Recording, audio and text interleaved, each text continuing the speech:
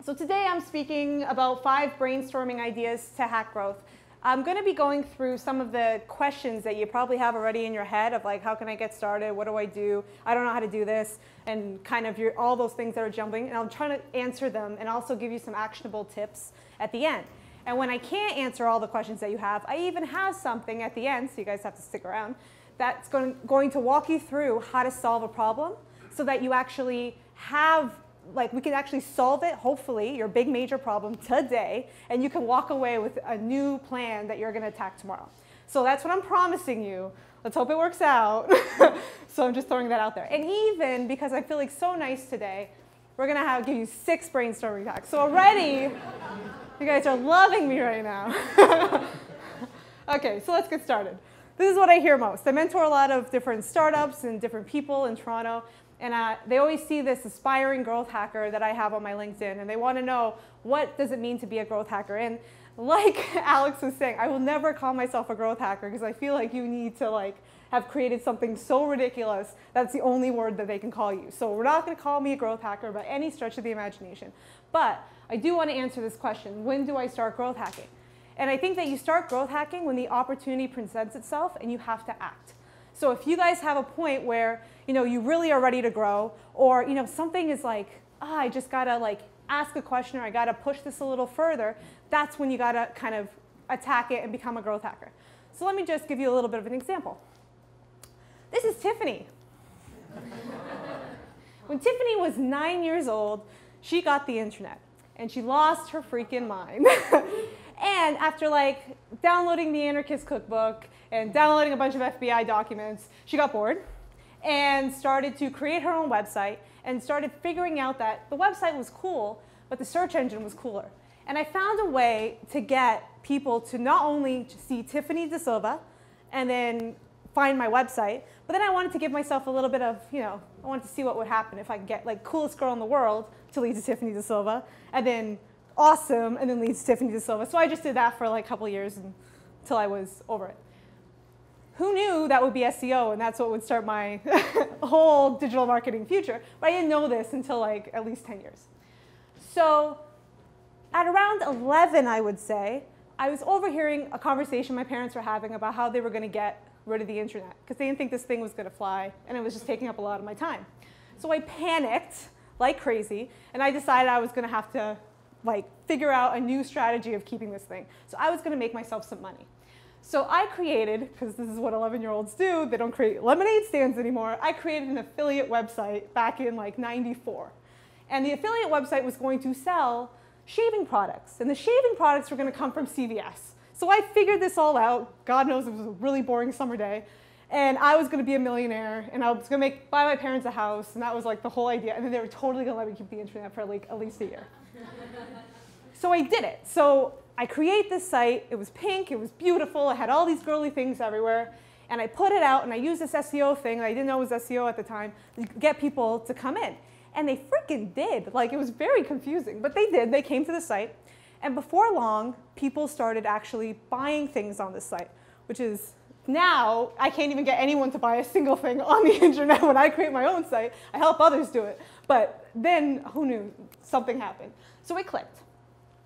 So then I started noticing that for some reason, the only people that were buying were guys. And I instantly became very confused as to why my girly site was attracting men. So I did the first thing that I needed to do, because I was really confused about this. And I was getting so much traffic at this point, but I wasn't getting much conversions. So I went and I asked the customer, I asked him, why are you buying from me? Sorry, it's awkward. But why did you just buy from me? What was it about my site?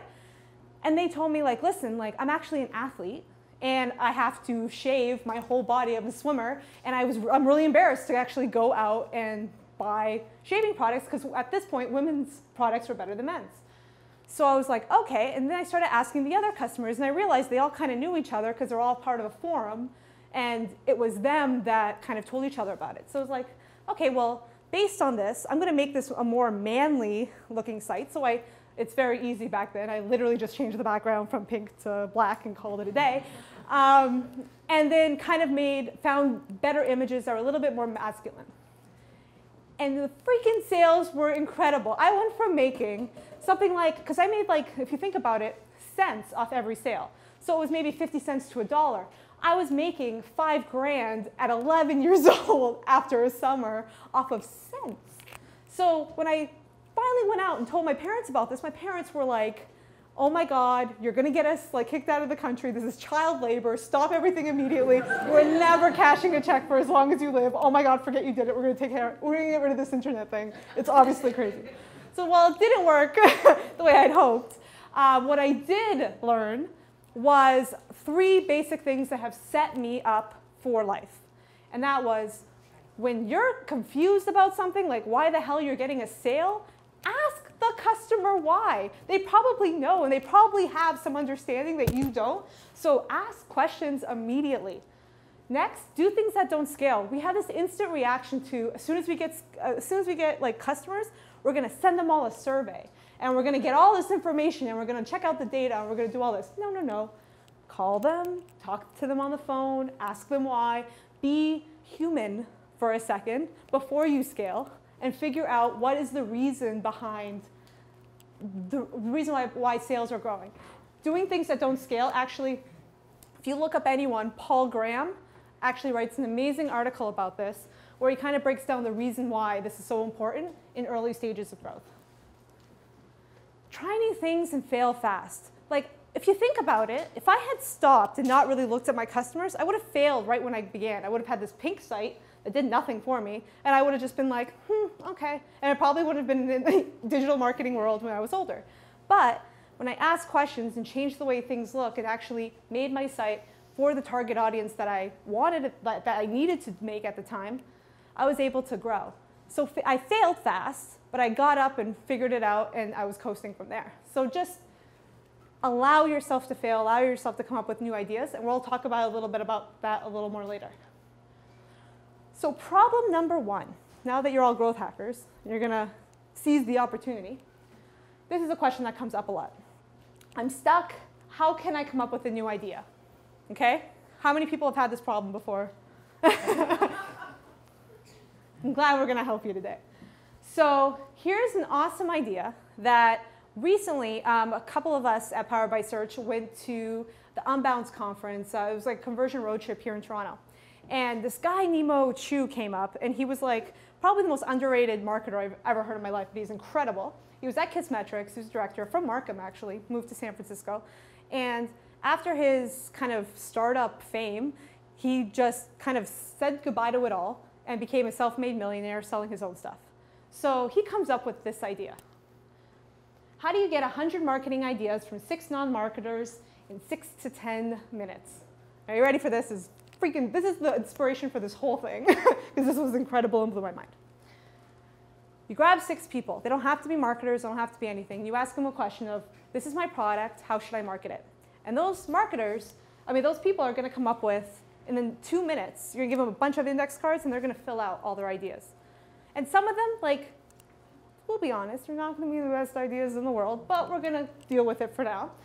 And after the 2 minutes, we're going to look at all those ideas. You're going to spread them across the table, and you're going to go through every single one with the people that came up with it, and you're going to ask them more questions and say, you said ads. What ads were you talking about? Where are those ads going to be? What do they look like to you? And you're going to get all these, you're going to flush out a lot of these ideas, and you're going to add that to the back of the index card. So now you have this whole table filled with ideas, and you're going to ask, again, for everyone next 2 minutes to go through and come up with more ideas. Now they've heard everyone else's ideas, so things are firing, neurons are firing, and they're coming up with different perspectives right now. So they're going to have completely different ideas, and this is where your gold's going to come from. You're going to come up with a lot of cool stuff from here. After that, you get to leave, they get to leave, and now you have a whole index card filled with ideas, so you can't say, I'm stuck anymore, because it's going to take you forever to get through the next 100 ideas. So there you go. You are no longer stuck. Do this immediately. And remember this. When you bring together diverse teams and perspectives, you have the ability to create an exponential increase in ideas. This comes from Franz Johannesson. We're going to go talk about a little bit about the Medici Effect later. But this is really important to remember. The idea of bringing together people that might not do what you do is actually the best way to come up with ideas. And it's kind of what Dat's saying, when I bring together people at Power by Search, it's not to try, it's to try to see what kind of ideas they come up with and how they link together. It's like a weird puzzle that you can solve. And it's actually really exciting to see that work in action. Problem number 2. My sales leads conversions have dropped. What do I do? How many people have had this problem before? Awesome. Let's try to help. Ask your visitors. We already learned this one, people. Ask simple questions, obvious questions to them, and you're going to end up striking gold. Here's an example. Can we get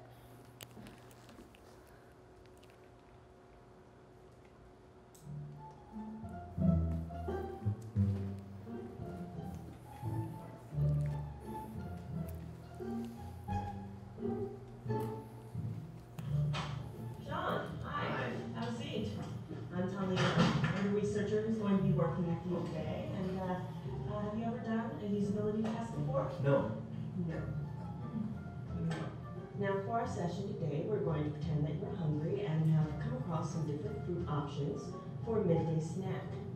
For each task, I will give you a piece of paper with a description of what I would like you to do.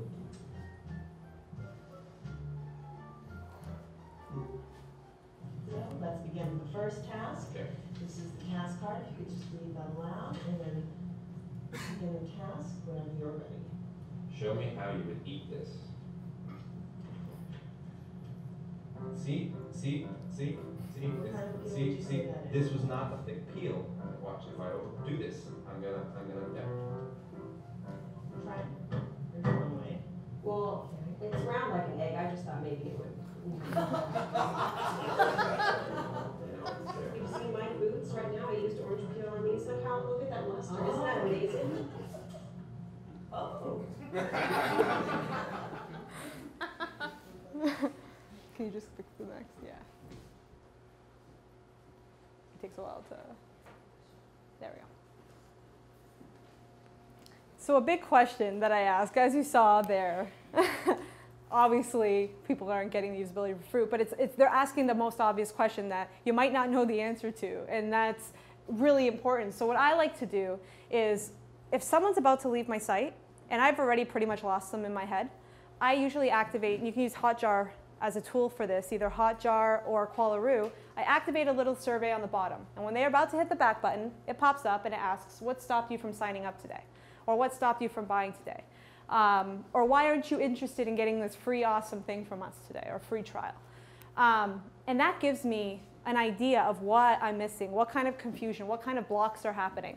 And it's a really great way to get honest feedback. Like, you will sometimes get like crazy stuff back that you TMI sometimes, but you also get gold.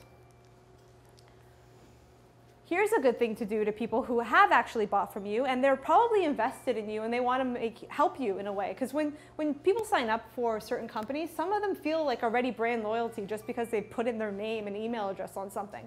So I would immediately find a way, either in the thank you or in the email that they get sent back right away, what almost stopped you from signing up today.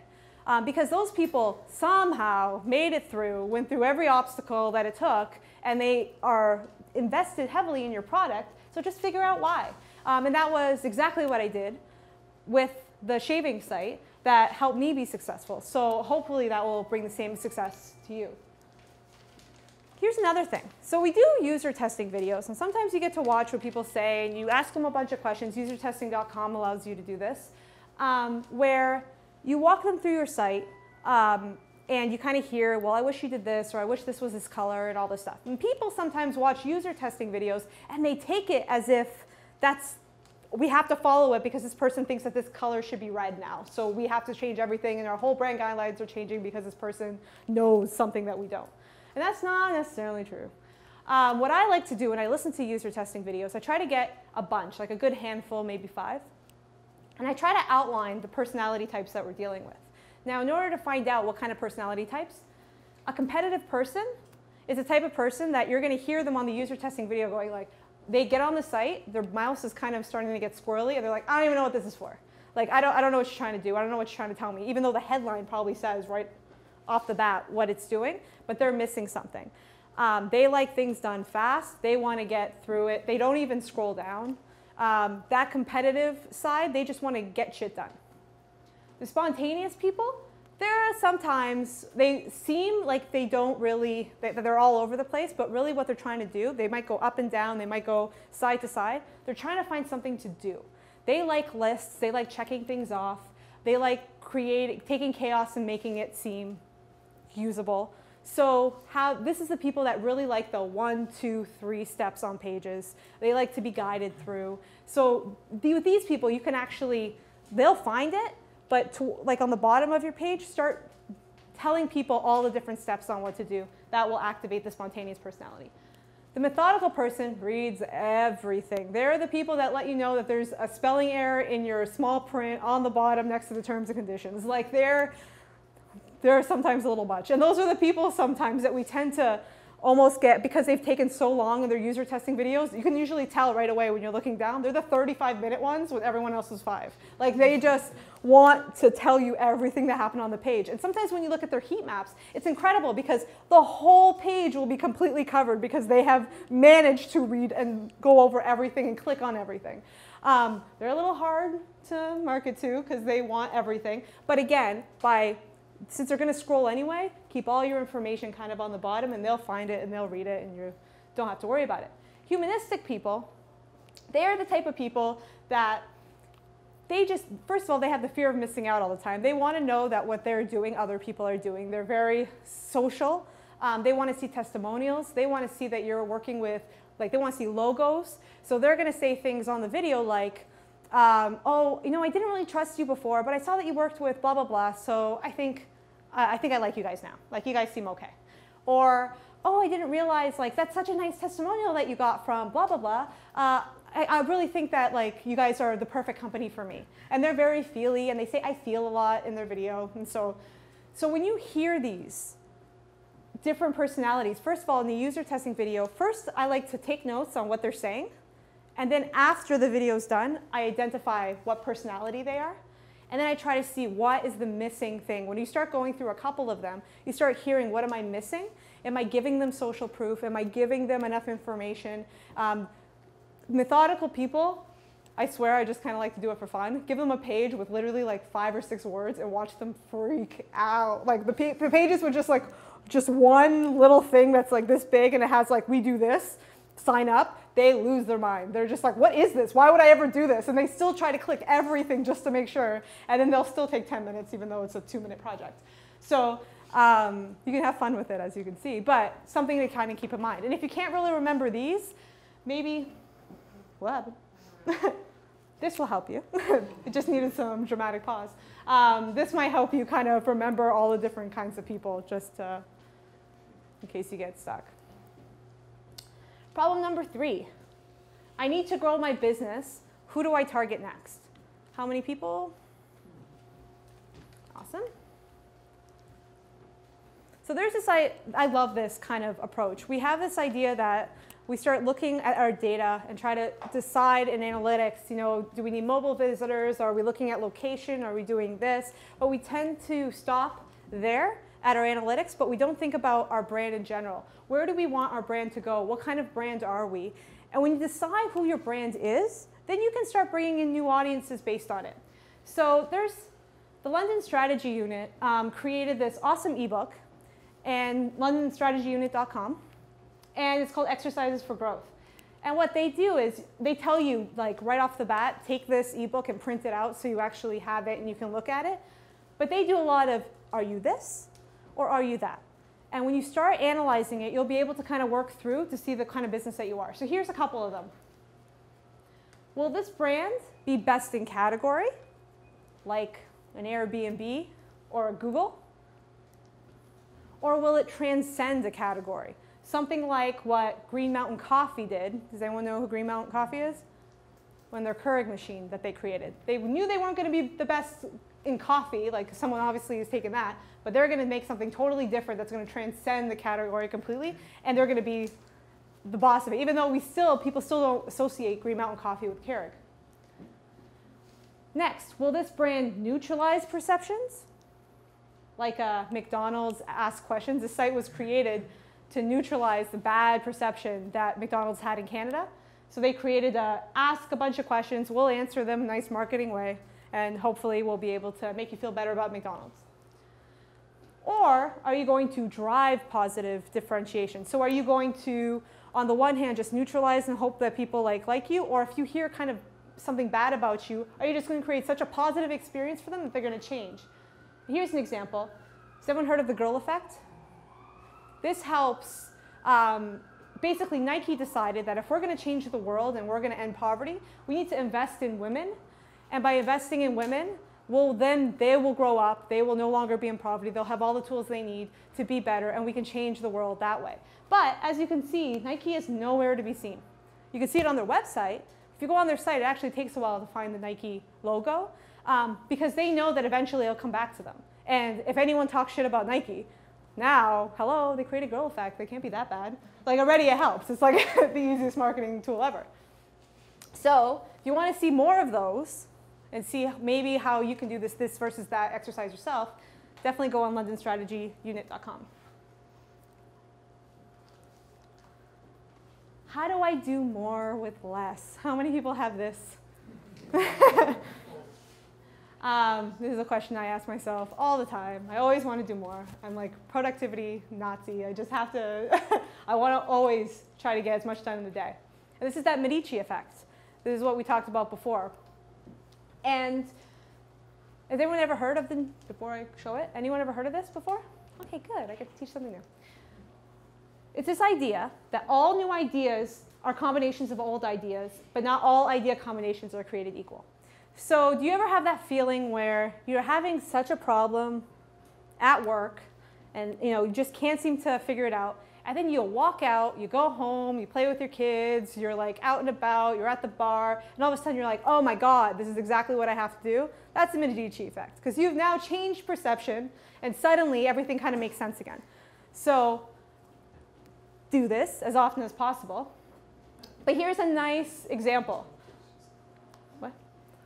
Oh, okay. Does anyone know what this is?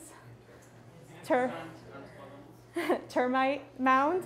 Yeah, termite mound.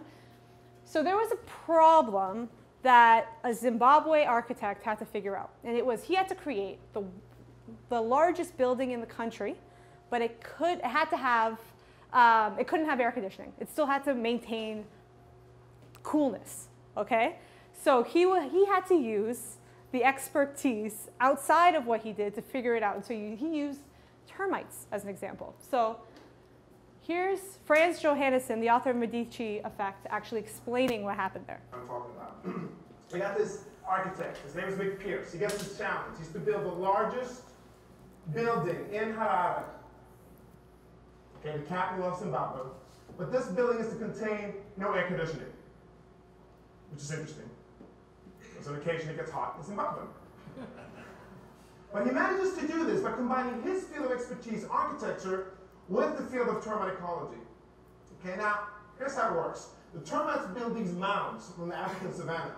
Okay, and they need to keep an exact temperature inside of these mounds in order to grow fungi that helps them digest wood. It's around 87 degrees Fahrenheit, 30, 31 degrees Celsius. So now, how did they manage to do that, though? Because it's kind of tricky. The temperature of the African savanna can drop to 6 degrees Celsius at night and rise to over 4 degrees during the day. So how do they manage to keep an exact 30 degrees Celsius evenly throughout day and night? Well, here's what they do. They build these vents. You can see them at the base of the mound in those pictures. They build these vents at the base of the mound, and then they redirect air breezes into these vents, into a cool pool of mud at the bottom of the mound. Then they circulate this air, and by opening and closing vents constantly, they can regulate the temperature exactly. So Mick Pierce looked at that and said, well, hold on, I can do the same thing for my building, which is what he did. Eastgate is the largest building there. No air conditioning, steady temperature of about 22 degrees Fahrenheit. They saved $4 million right away, not using an AC, and it uses about 90% less energy than any. So yeah, I was going to try to explain it, but I realized he did it so much better, so I totally hacked it and made him explain it. So I had this problem recently, and I was like, how do I come up with a really efficient way to get a bunch of content out. Because I see all these other marketers out there, and they're coming out with content, or they're just kind of doing a lot of stuff. And I'm like, when I get home, I just want to sit down and I want to like enjoy my day. So I don't really want to do all these things. And at work, it's the same thing. Like you have all these things, priorities that you have to do. How can you be efficient? And how do you plan ahead to be able to say, I need to knock all this stuff down? So I was on Facebook and I see this ad, and it's for James Patterson, and he teaches how to write. And if you know anything about James Patterson, the guy has written like 100 books in like 20 years now. And they're all bestsellers, and they're pretty awesome. And he obviously has a very efficient way of doing things. So immediately spent the $90, took the master class, and I wanted to learn exactly what he does to be efficient. And so he goes through and he talks about how he creates these outlines that are usually 50 pages. So he starts like outlining all this stuff. And immediately I was able to go, okay, based on like, I swear I watched like 3 or 4 of his courses already. And I had like 100 ideas, so much that I had to like put it away. I'd be like, we'll keep you for later in case I get a drought again. But immediately I had all these ways I was going to be more productive. But it came from the idea of being able to see that, okay, there's something here that I need. And it's not like that business article on Fastco, and it's not this like startup guy's article where he tells you exactly what you need to do during your day. It's something so different, but it helped me immensely. So I want you to think about the different ways that maybe you can find out how you can do more with less by copying what is out there and what things people are doing. And he says, if I'm writing and a chapter isn't coming, I just move ahead. And that's something so easy, but something that has changed immensely. If I'm working on a bunch of stuff and I know I have 20 things to do and this one thing is catching me, just skip it, I'll deal with it later. And it's gotten me more productive. But I needed to hear it from James Patterson because apparently me saying that to myself didn't work. So sometimes you need the Medici Effect to kick in so that you know what to do next. And that's it if you guys want to check it out. It's pretty awesome. So this is another thing. How can I be an expert at CRO? Now, my history with CRO was one day I was at work working at Achievers in a startup, and I was senior manager of digital marketing. So I was doing a bunch of stuff, and I saw this CRO thing, and I really wanted to do it, but it was so new that no one would give me, everyone was like, we don't have time for this new thing, you're not doing it. So I decided to do a talk on it, which I had no idea what I was doing. I just did a talk, which tells you a little bit of what's going on right now. So I did a talk, and it went on YouTube, and people started seeing it, and all of a sudden, I started getting asked to speak at conferences as an expert in CRO, and then Shopify called me, and I became the head of CRO, all within like 3 or 4 months. So you can see how this was a little nuts. So I started to panic, obviously, because I didn't really know CRO very well, and I started reading, and all I could read was conversion rates and heat maps and A/B testing and landing pages, and I'm like, okay, I'm reading all this stuff, and it's making sense, but it's not clicking. Something isn't working, and I'm not getting the results that I keep getting promised that I should get.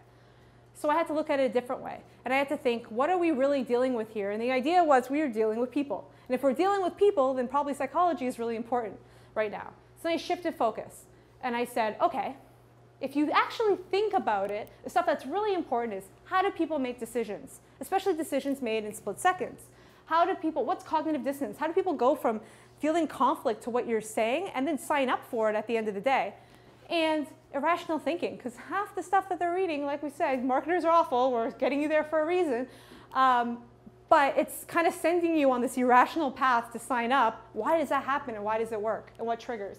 And mostly, how does the brain really work? Like what's happening and what kind of emotional triggers are happening? So in order to be an expert in CRO, I didn't focus on CRO, I focused on psychology, and then all of a sudden I actually started getting the results that I really hoped I would get so I could really make sure that this job was like my thing, and then it worked for me. This is another one. You're gonna learn way too much about me right now, but one of the things that I do if I'm getting overwhelmed, first of all, I play Sims. It's like a weird thing, I've done it since I was a kid, but if I feel overwhelmed with life, if I just play a person that has their life figured out, and get the job, and get the wife, husband, and get the whatever, it all makes me feel calm and I can move on. Similar to, if I can't figure out a problem at work or the way people are working together and it seems like it's really confusing, I will watch endless hours of CSI or any kind of murder-ish sitcom. Because if you notice, they're always a team, there's always a leader, they answer each other's sentences half the time, and it sounds like a magical place that every manager wants to kind of see. So I've literally watched every CSI. I've watched every Criminal Minds. I'm now getting through The Mentalist. I've watched like everything because it helps me readjust and refocus on what I want a team to look like at the end of the day. And it has really helped me. But again, this might not work for you. This might not be your growth hack that sends you millions. But find those things outside that help you kind of get to the next level or make you see something in a different way. And it might unlock growth where you least expect it. How can I make sure my new idea doesn't fail? How many people have had this? Sorry, guys. You can't. That's a big thing. But I want you to hear this, and maybe this will help you a little bit more.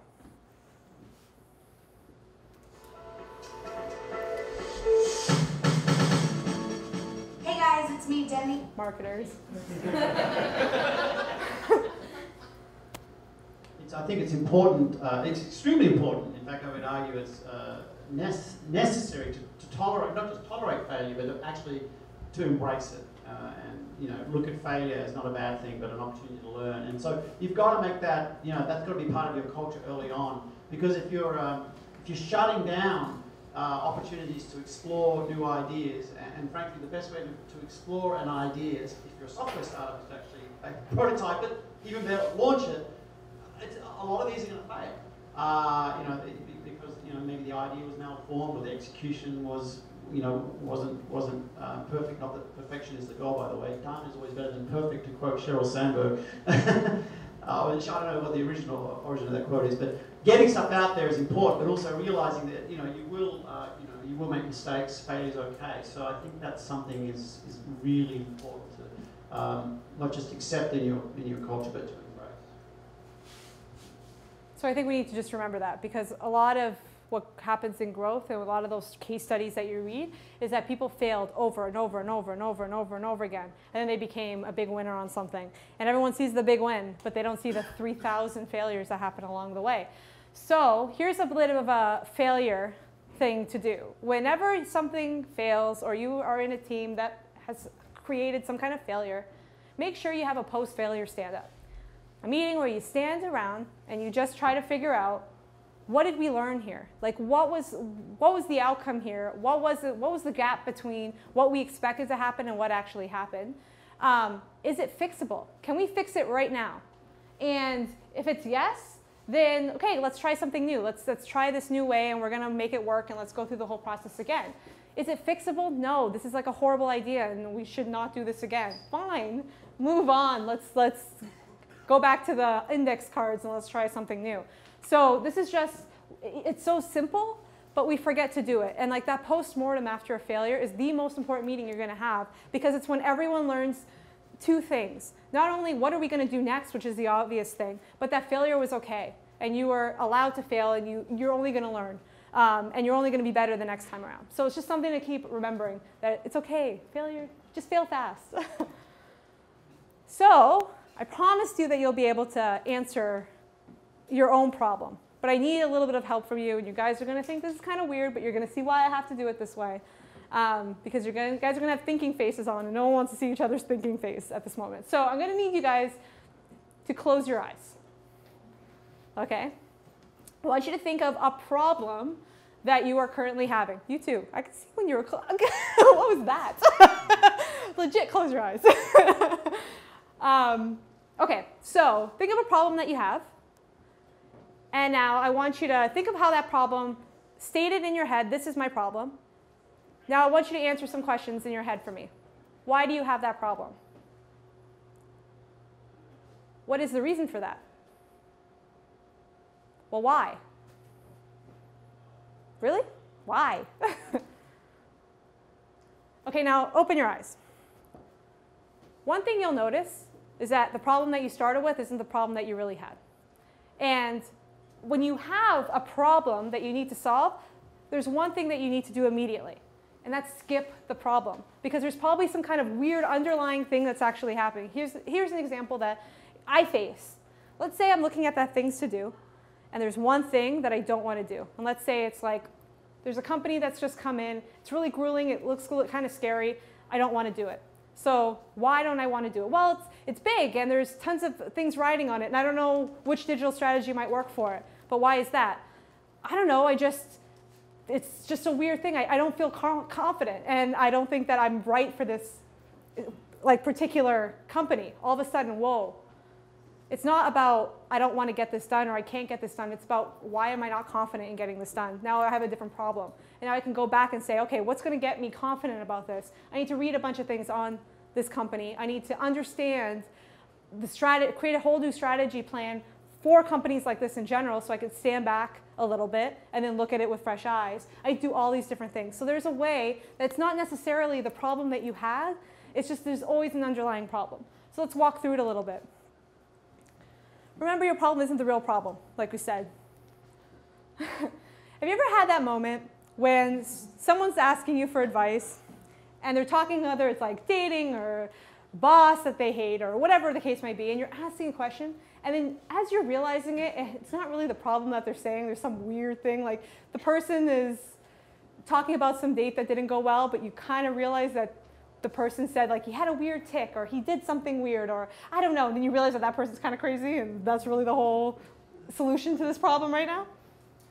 Just remember, the real problem isn't really the problem. And as a person listening to a problem, you should start asking why, to get at the root of it and get the person to understand the root of the problem. So that's that peeling the onion, the asking for the why.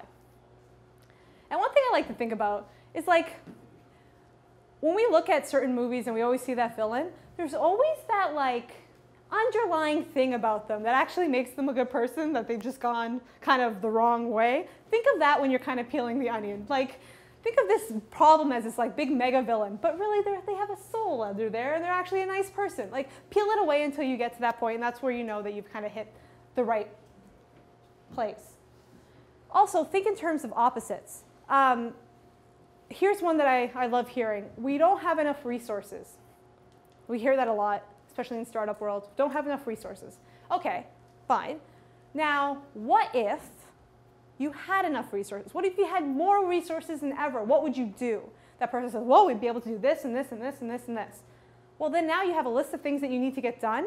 How are you going to get the resources to do it? So suddenly, it becomes a different thing. Maybe there's ways that you can hack it, or you can find other sources to do it. But now you've kind of turned the problem around. Now you have a new solution.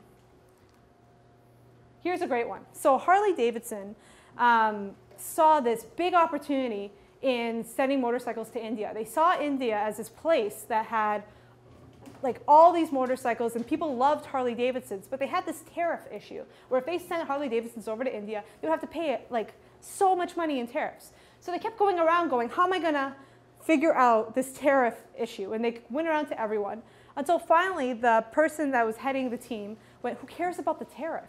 Like, what do we want to do? We want to sell motorcycles in India. Then let's just sell motorcycles in India. So they end up figuring out that if they just break apart the motorcycle and send all those parts to India, and India puts them together, then now they don't have to deal with a tariff. So if they didn't have a tariff, which was the way that they were looking at this problem, they would be able to sell motorcycles in India, and now they do. And it became big booming business for them and a whole new location that they can now target, but they had to look outside of the problem that was really there to the new solution. Look at technology for help. So this is interesting. So I know of someone that came into a new company and as a content person. And as a content person, she had like 200 or 300 content pieces that she had to do like immediately when she started, because the person before hadn't been able to accomplish this weird, like they were trying to change processes, and in the meantime, things got really weird, and they just had these 200 or 300 content pieces that were just sitting there. So she came in, and people started talking to her about processes, and she's just like, like that's not me, and she's kind of startup minded, so she was like, I just need to get this shit done. It's not about the process. I just have all these pieces of content that need to get done. So she uses technology. She goes up the Craigslist, brings a bunch of writers into a room, gets them to write content while she sits and edits them. And within literally 2 days or 3 days, she's able to get 200 content pieces done. And it was literally a problem that the company was facing for months and months and months. But she was able to look outside of the problem because we were looking at the problem wrong. They were looking at the problem wrong. So always look to see, is technology, like it's out there, internet's out there. Find ways that you can use it to your advantage. And focus on one problem at a time. We have this whole idea of where we walk around and we're like, but I have this, and then this is attached to it, and this is attached to it. Find the number one problem, deal with it, then move on. And don't move on until you've figured out that problem right to the end. So I want to thank you guys. Hopefully I answered some of your problems. Thank you very much.